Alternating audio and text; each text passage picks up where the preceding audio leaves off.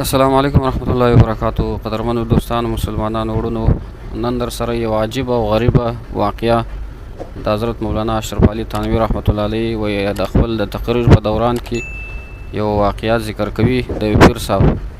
هغه در سره شریکوم. اول باندې واورئ، بیا په آخر کې د هغه مقصد او غرض درته بیانوم. اشرف علي تھانوي رحمت الله علیه وی تقریر کې خلکو ته یو لطیفه وکړه. یو مار راغی، وی یو پیر صاحب ته وی چې ستا نبیت کو. وی پیر صاحب ورته وی چې زما نبیت مکه، ته بیا خلق چیچي او خلق به و چې د بیت هم کړی دی چیچلو هم کوي. هغه ورته زه بیت راته وکړه او خلق به نه چیچه، بیت یې ته مار لاړ نو چکونه به یې نه لګولو. نو ماشومان چې مار وویني او چک نه لګي نو د دې نه به روغ پاتې شي.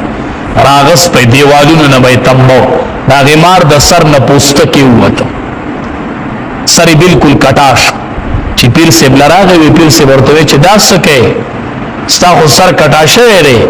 هغه ورته وی تا راته وی چې چکونه مه لګوه، ټک مه ورکوه، دې حد ته راورسېدله. پیر صاحب ورته وی تا ته ما د ټک ویلي و او تا ورسره پرش هم پرېښی دی، ځکه دې حل ته راورسېدې. وی ټک مه ورکوه او پرش کوه. اشرف علي تھانوي رحمت الله علیه خلقو ته وی د دې کیسې نه غرض ده ښه بیبیانو له ټک مه ورکوئ او پرش پې کوئ. خو ټک هم پرېږدئ او پرش هم پرېږدئ، نو هغه مار چل به درسره وکړي څنګه چې د هغه د سر نه پټ ختلی و. بیا به ته وایې چې د ټوپۍ به وکړه، هغه به وایي چې نه پیشني بورکا. بیا به ته وایې پیشني بورکا، هغه به وایي نه پړونې. ته به وایي پړونې، هغه به وایي نه لوپټا. ته به وایي لوپټا، هغه به وایي نه سرتور سر. نو اشرف علي تھانوي رحمت الله علیه دا نسخه وښودله، وی ټک مه ورکوئ او پرش پې کوئ نو ژوند به م تېرېږي. محترم دوستانو مسلمانانو وروڼو، مقصد د دې واقعې څخه دا دی چې تاسو به د زنانو سره په څه طریقه باندې چې کوم دی رویه کوئ، زندګي کوئ، نو تاسو ته به انشاءالله څه مشکلات نه پیدا کېږي.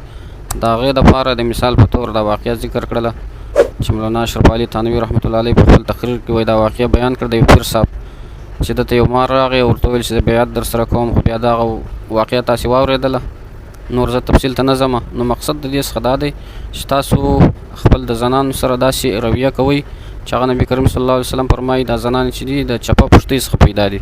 نو دا پښتۍ که چېرې ته وغواړې چې سیده یې کړې نو نه سیده کېږي، نو که یې ته سیده کول غواړې ماتېږي.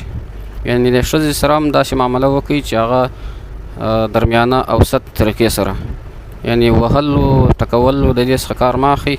صرف دغه نه چې خپل روب واچوئ، لکه هغه مثال چې درکړئ په واقعه کې چې تاسې هغه مار خپل پوش هم پرې ایښی و، نو ځکه د سر وی ګنجه سو کټا سو.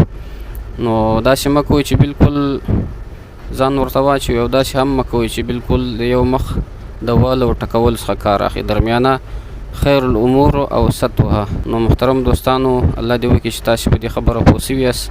مقصد او غرض د دې واقعې به هم تاسو ته معلوم سوی وي، نو د ملګرو سره ضرور شریک کړئ تر څو ملګري هم عمل پوه کړي. جزاکم الله خیره.